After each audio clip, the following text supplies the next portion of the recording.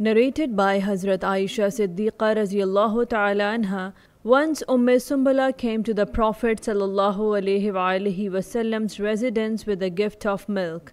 At that time, the Prophet Wasallam was not present in the house. Hazrat Aisha Siddiqa Raziyallahu Ta'ala Anha told her, the Prophet Wasallam has prohibited us from eating the food of the diya, compensation paid to the family of someone killed unlawfully.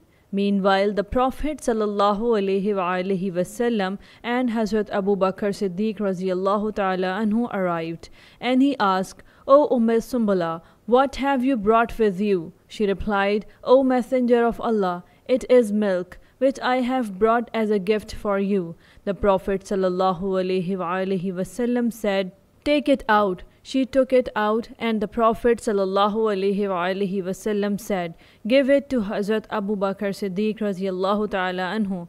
He did as directed.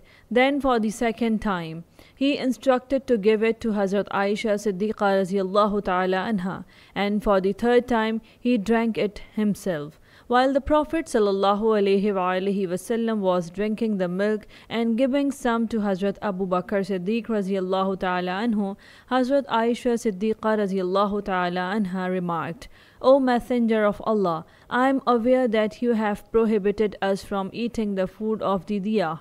The Prophet ﷺ replied, "Aisha, they are not from among the Ganawar, a tribe known for deceit. They are our diya, and we are their town. When they are called, they respond with labbaik. They are not Ganawar."